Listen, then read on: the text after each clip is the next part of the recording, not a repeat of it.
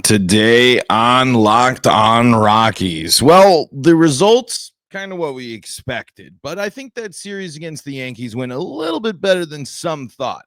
But what is proven again and again through these latest games, the gap between the cream of the crop and the Colorado Rockies is at its widest point ever.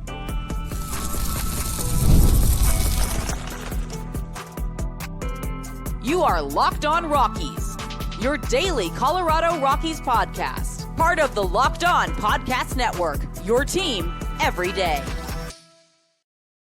Rock on Rockies fans, welcome into the Locked On Rockies podcast for today, the 27th day of May in the year 2025. I'm your host of the Locked On Rockies podcast, Paul Holden, bringing you your daily Colorado Rockies talk right here on the Locked On Podcast Network, where you can find your team every day. If your team is the Colorado Rockies, guess what? You're in the right spot, because that's what we do around here each and every day, free and streaming on your favorite streaming services and on the Locked On Rockies YouTube channel, where you can be part of the show. You can fire off your Rockies hot takes. You can let me know what's on your mind when it comes to the Colorado Rockies. And lots of you have been tuning in and letting me know what's on your mind. Folks might be sitting there saying, what the heck's going on? Why are people talking about the Rockies? Well, we do. And there are lots of Rockies fans that are big time, caring, passionate, even amidst this difficult time. So we are going to dive into that, the latest series, our thoughts on those here on today's episode of Locked On Rockies. Plus, there was a post on Twitter that highlighted basically all of Bill Schmidt's moves, and I want to know, would you do those moves? Basically, again, and it's kind of hard to sit here and we can't over criticize. Well, in some ways we can, but hindsight is important as well. I mean, we're talking in the past. There's important context to that. So we'll dive into all of that and more. Before we get started today on everything, though, apparently the Rockies are signing Orlando Arcia here. And I don't know why. He was DFA'd by the Braves in 31 at-bats. He's batting 194.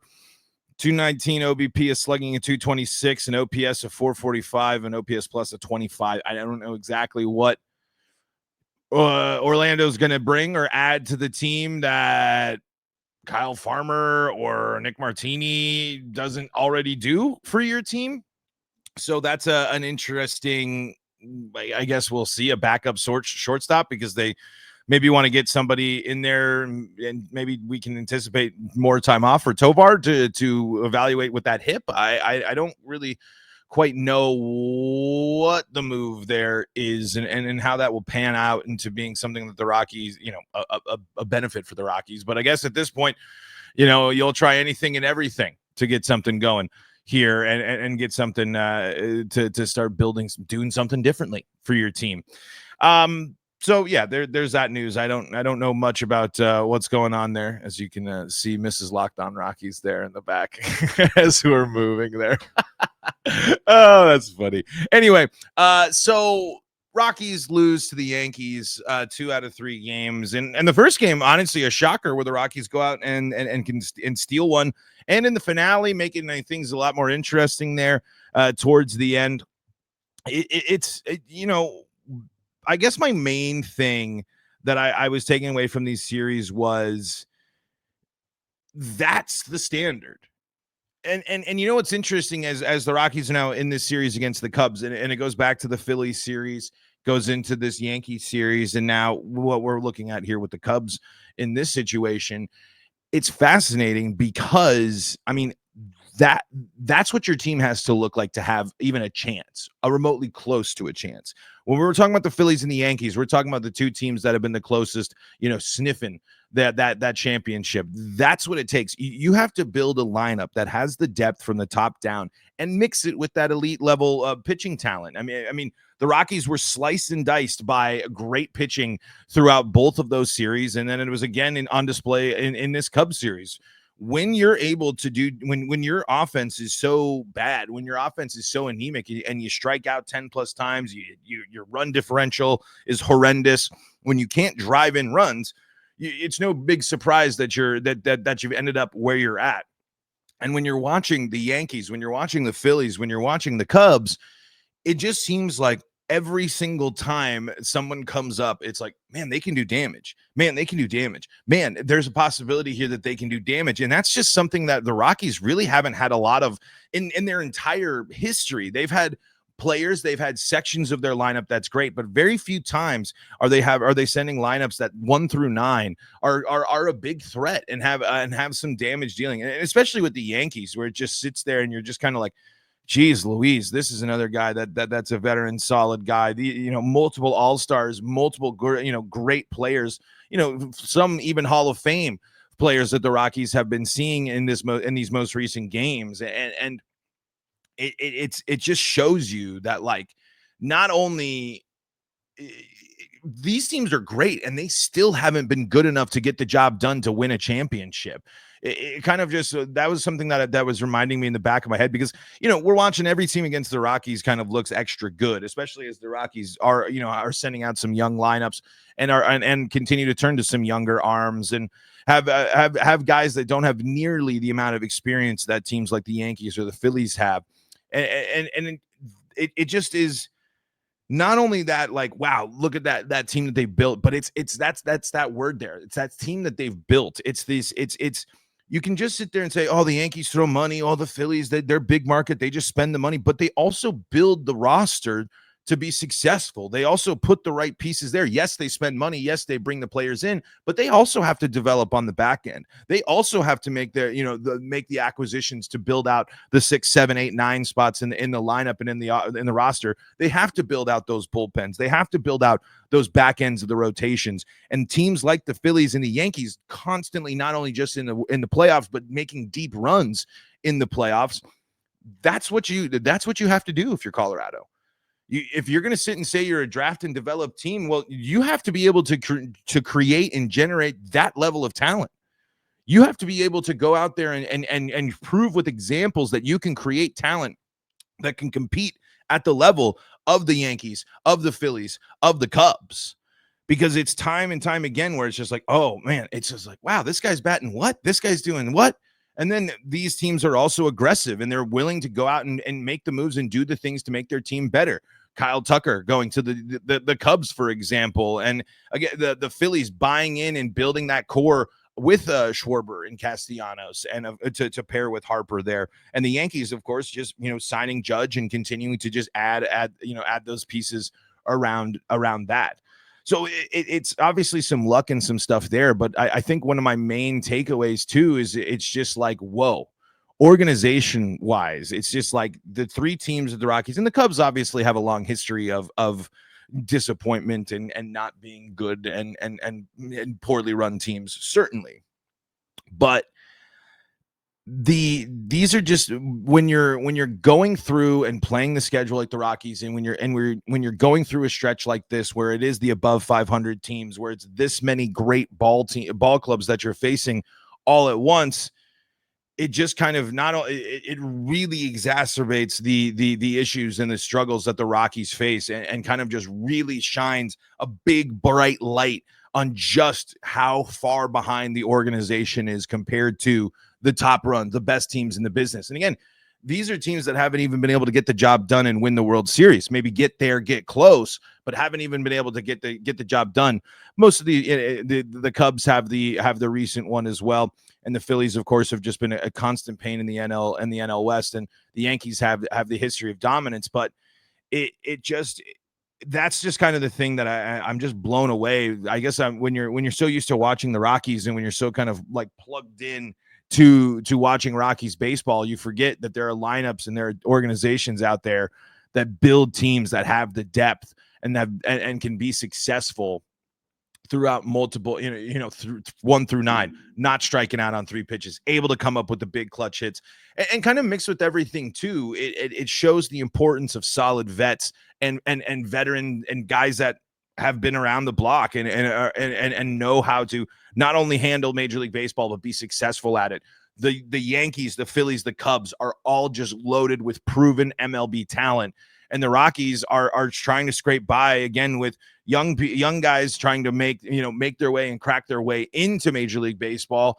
mixed with some veteran guys that, yes, they're Major League Baseball players. Yes, they have been playing for years and they've been able to stay, and they've, some have been starting for the Rockies, for example. But when you compare them to other, to teams like Philly, like New York, and like Chicago, you see how the Rockies veterans and the guys that are supposed to be the big damage dealers, the guys that are supposed to be the game changers, the ones that have the big impact, you see how statistically far behind they are compared to these teams like Philly, New York, and Chicago.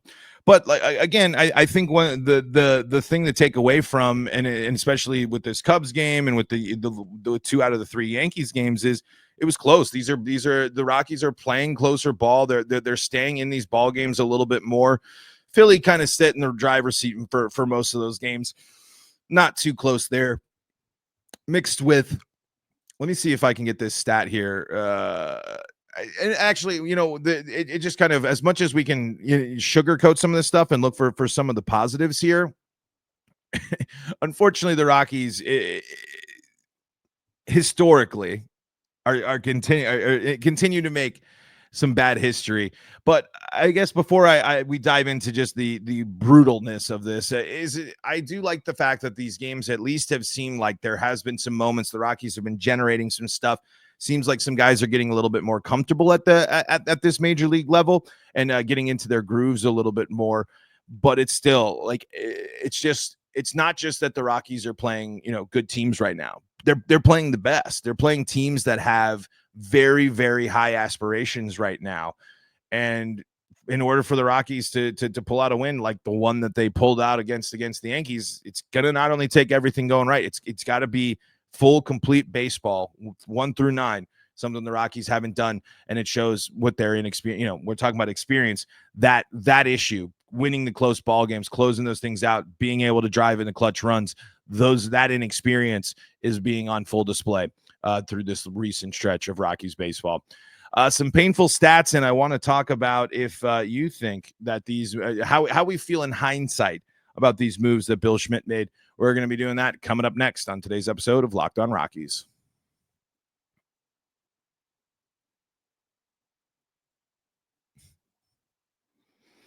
Before we do that, though, got to tell you about the folks that help make this show possible, and that includes FanDuel. The NBA playoffs are in full swing, and every night delivers highlight-worthy performances, major momentum shifts, and can't-miss moments. Whether it's a game-winning shot or a breakout player, there's never been a better time to get in on the action. FanDuel makes it easy to stay in the game before tip-off and live. With player props, performance trends, and same-game parlays, fans have more ways than ever to play smart and win big. Maybe you're feeling like Jalen Brunson's going to have a big day to continue to tie up the series. You can do something with like Jalen Brunson points and Knicks money line, or you can back the Pacers and go Tyrese Halliburton all the way. If you know what you want to do, you can head on over there to FanDuel and get $200 in bonus bets when your first $5 bet wins. Yes, $200 in bonus bets if your first $5 bet wins. If you're new to FanDuel, the perfect time to sign up. Just head over to FanDuel.com, place that first $5 bet, and if it wins, you're taking home $200 in bonus bets. Make every moment more with FanDuel, the official sports betting partner of the NBA. Locked On Rockies here, returning for segment number 2 of today's episode of Locked On Rockies. Rockies dropping their most recent game 3-1 against the Cubs. Mickey Moniak having a big blast there, and some offense from some Rockies players there, but not much. Only held to 5 hits in that ball game here. Carson Palmquist, however, a pretty solid day at the yard for him. 5 innings pitched, 3 hits, 2 earned, 3 walks, 4 strikeouts as the young arm continues to crack into the major leagues. Rockies do not strike out 10 times in a game, which is always a good sign, but still striking out 7 times to Jameson Taillon, who was cruising to start things off against the Rockies there, as the elusive 10th win still eludes the Rockies. They have a few more chances to get that 10th win before heading into June, which is just absolutely crazy to say. And so I wanted to bring up something here because I think, and I should have put this on a little sidebar thing here, and we've brought it up before. The Coors Field conundrum, and it's not the altitude conundrum, was on full display here, because I understand here, as more and more people are being vocal about their distaste and dissatisfaction with the team, calling for sale, calling for, action, change, a whole lot of things. I just want to read here from just a couple of things from Patrick Lyons, at least here. The Rockies have lost 17 consecutive series to begin the season, extending their franchise record. Homestand record this week was 1-6, tied for the 5th worst in team history. At 9-44, they are on pace for 28-134 record, so 9-45 now. I believe, yes, 9-45 now. So they're on pace for 27 wins, which Patrick points out that every other team in the NL West has already won 27 games there. But let's see. Here's something from Patrick here for Sunday as well. Coors Field attendance for Sunday versus the Yankees, 38,379,000. Attendance actually decreased each game for this series. So by the end there, it was starting to dwindle a little bit. But I followed this up with the New York Yankees experienced more fans in attendance at Coors Field in Denver, 128,000, than 5 of the 8 series at Yankee Stadium in the Bronx this season.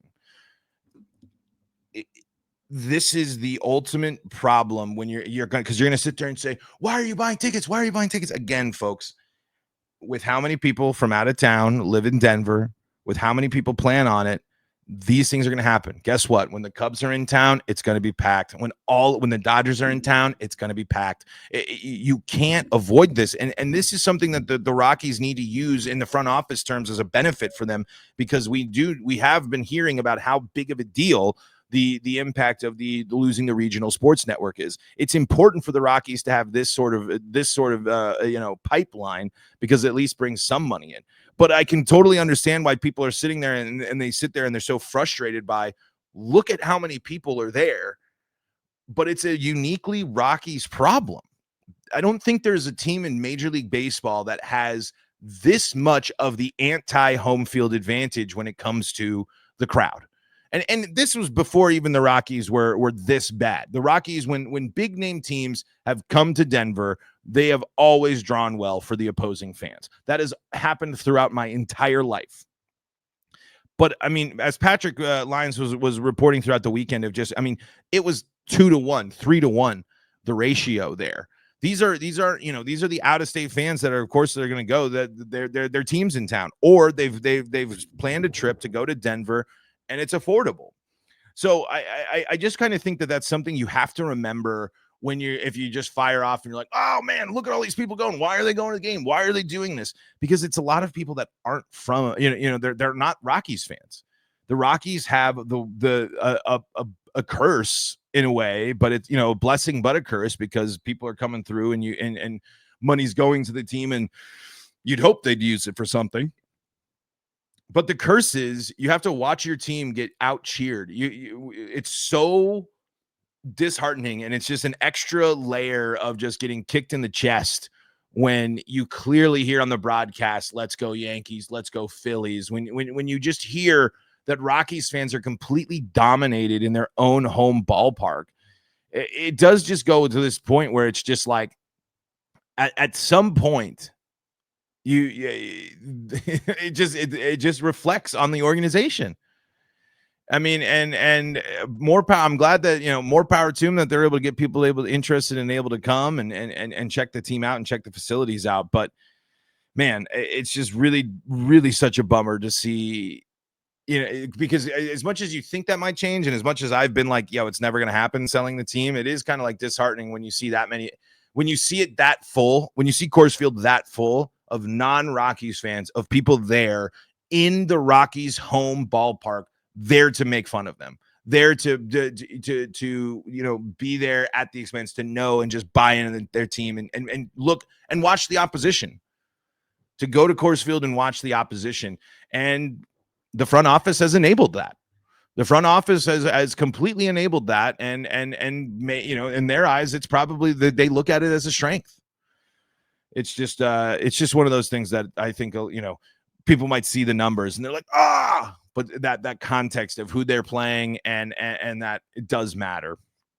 All right. I saw this interesting Twitter thread here, and I wanted to get your reactions to it. And this is from Oak Tree status, Luke Hall here on X, Twitter.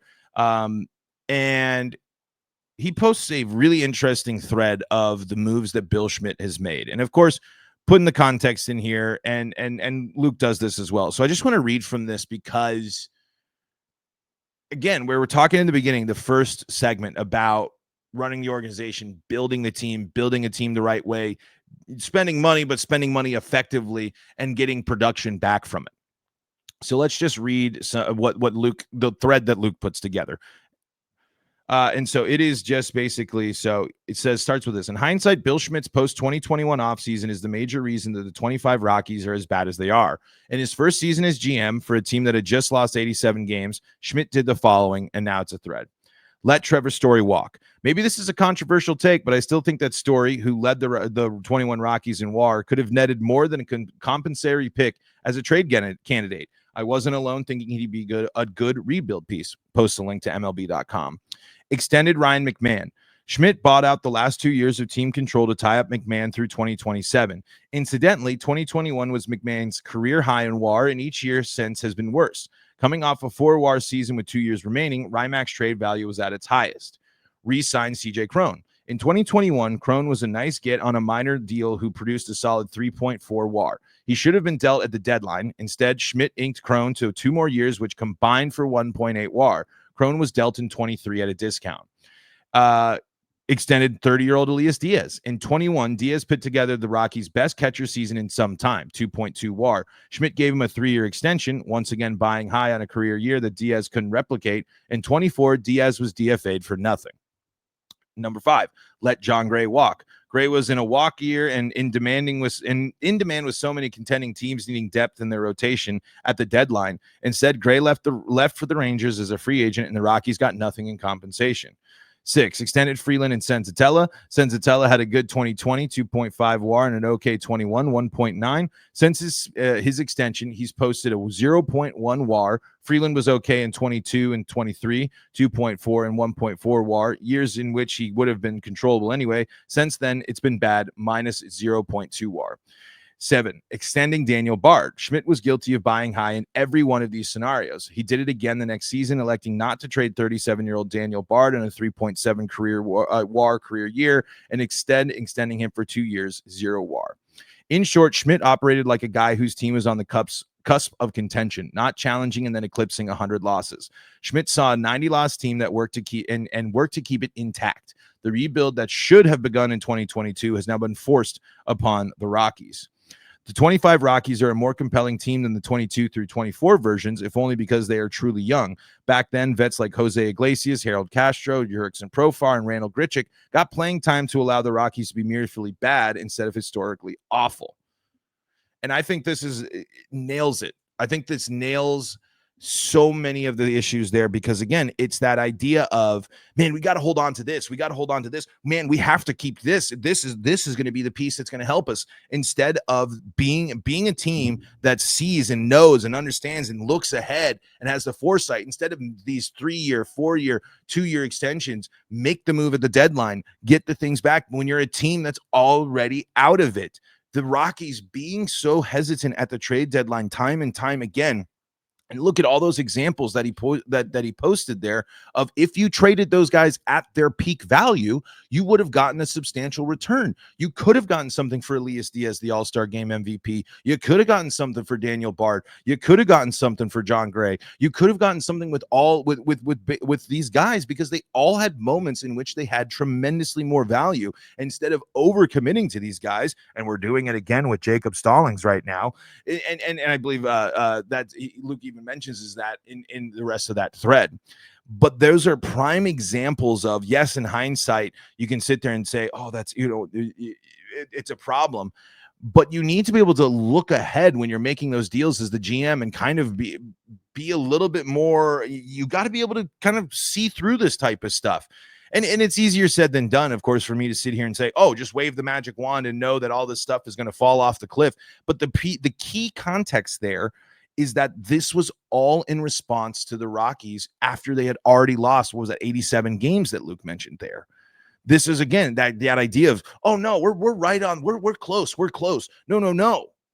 You were committing to middle. You were committing to a team that was already bad. You were committing to pieces that weren't helping you break through the next level. They were helping you just stay afloat and not be in the position that you are now. And now you have no choice to be where you're at. So let me know what you think about those moves that Bill Schmidt made. Would you have made the same moves? Would you think that what would you have done differently there? And can we really, can we really harp on it too much when we're just thinking about hindsight here in the end of the day? Let me know in the Locked On Rockies YouTube comments section. We're going to wrap things up coming up next on today's episode.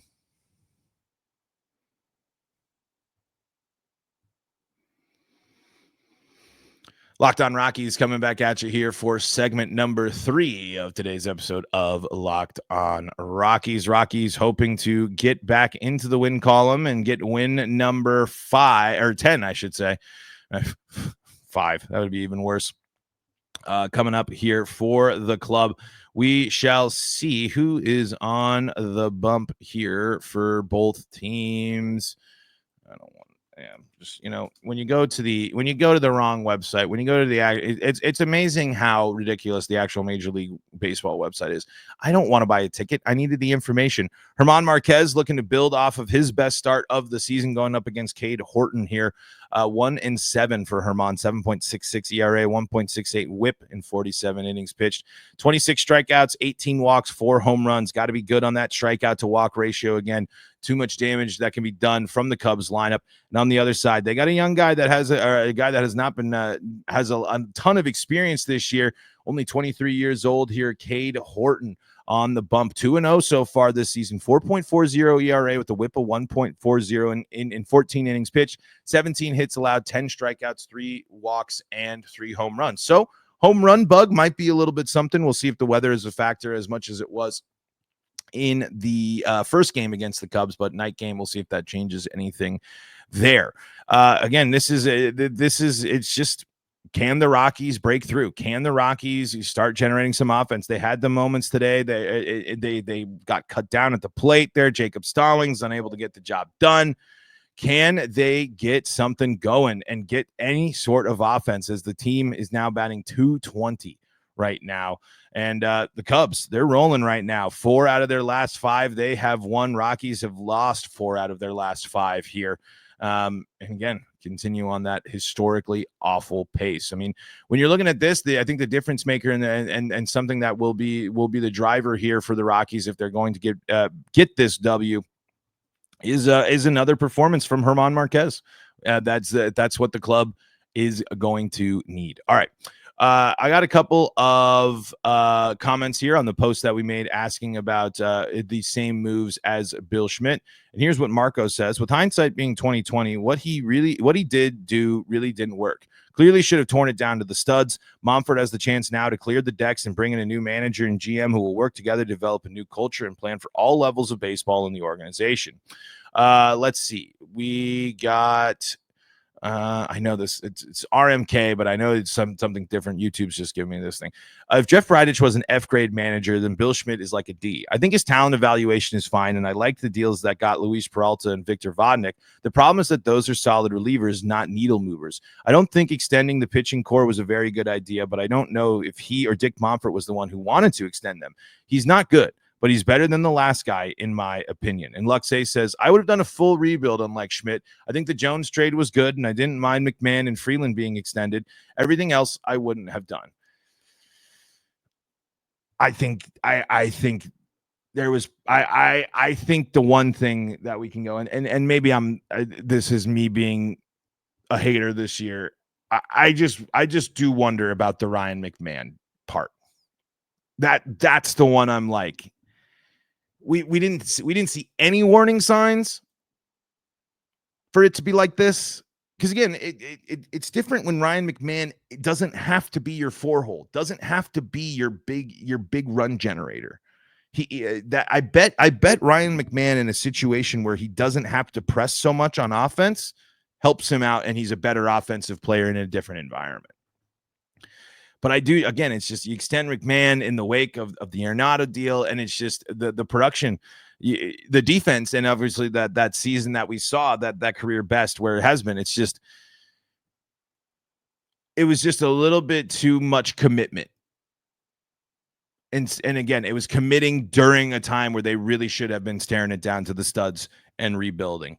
Folks, we will be doing this again tomorrow, rocking and rolling right here on the Locked On Rockies podcast. As always, be part of the show by heading over to the Locked On Rockies YouTube channel, firing off your Rockies hot takes, letting me know what's on your mind when it comes to the Colorado Rockies. For your second listen of the day, make sure you check out Locked On MLB Game Night, where we got our hosts bringing you all sorts of action from around Major League Baseball each and every night, including coverage from your favorite hosts on the Locked On MLB Podcast Network. And if you need more Colorado sports coverage, Locked On Broncos, Avalanche, Nuggets, and Buffs, free and streaming and available on your favorite streaming services. Until next time, I'm Paul Holden saying so long from the Locked On Rockies podcast.